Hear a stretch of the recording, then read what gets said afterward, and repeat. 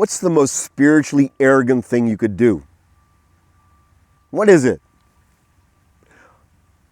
One of the most spiritually arrogant things that people have done in the past that's got them killed is declaring the absolute is themselves. I am God.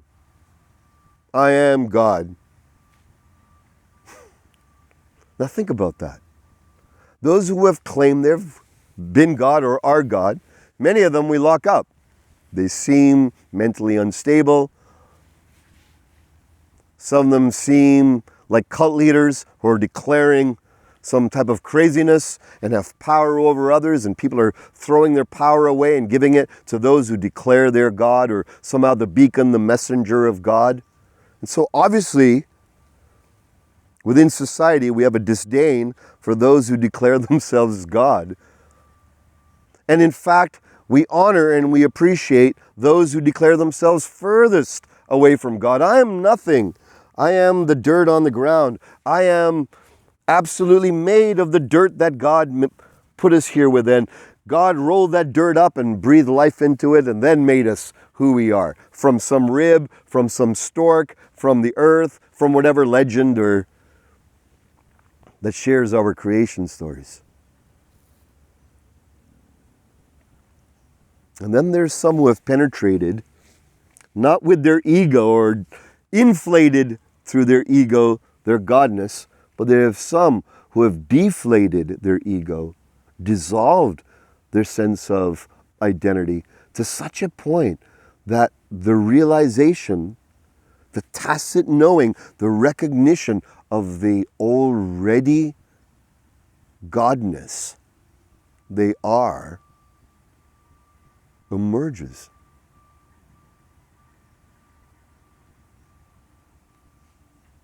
It's a very interesting experience. I remember giving a Zen koan intensive retreat once, and I had a fellow of a very fundamentalist type religion. He was very new in this training, and he came in, and we were doing this deep dive meditation process called Kensho. Kensho in Japanese means the direct experience of truth. And he was asking this question within himself, what is God? And we did a very simple process. And the process is going back and forth between the dualities, between what God is and what God isn't. So his partner in meditation, it's a partner in meditation, asked him and said, feel what God is here and now. He had an idea, the idea came up, he shared it with his partner. His partner said, thank you. And his partner gave him the second part, feel what God is not here and now. What would that be? What is God not? Hurting people, whatever came up. Something came up for him, he expressed it, that part got relieved from the mind. Then his partner kept going back and forth with those questions, so that all the ideas around what God is, what God isn't, what God is, what God isn't, start coming up to be flushed, cleared, transmuted, dissolved, let go of, released. And ultimately, through this spiraling down process, one becomes emptier and emptier. In Zen, they call it the koan. It's an inquiry, an existential, a spiritual inquiry that is not really meant to produce any answers, but it's meant to burn yourself up. Burn up the inquirer, the inquiry, and have you have the direct, blazing realization, the undeniable realization of the absolute truth that goes beyond any belief systems, beyond any imprints we have, that comes from knowing inside. No one can tell you it, no teacher can impart it, no guru can transmit it. It's the direct knowing, and that's what he experienced. And in this experience, he experienced himself as God, weeping. And I saw it wasn't from ego. He had touched this genuine, eternal space within his being, which transcends time and space, and any overlays that any of our religiosity, any of our poetry, any of our smartness, any of our religiousness can infuse onto this piece, onto this divine truth. Now, he had a challenge come up, because within his thought structure, within his religious belief system, no one can ever be God. That is sacrilegious. God is always separate, away, to be honored, to be loved out there. Well, what happened was the God in here woke up and he felt it. And he said, what do I do with this? I go, well, what's the truth that you're experiencing?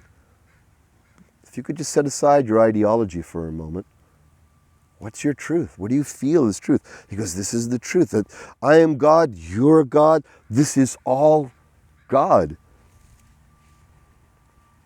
In those moments, a Zen master would take a gong and gong the gong of recognition of the absolute truth that goes beyond any words he said, any phenomena of auras and lights that were emanating from him.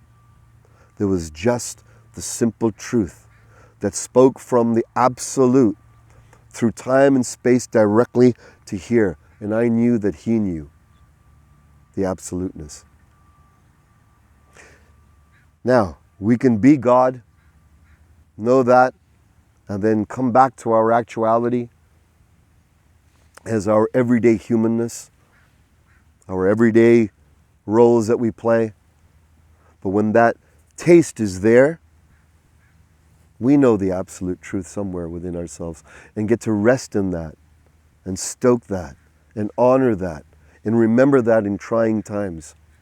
And that taste of God, the God within, it allows us to dive deeper into our spiritual path, our journey of self-illumination, self-realization, inner transcendence.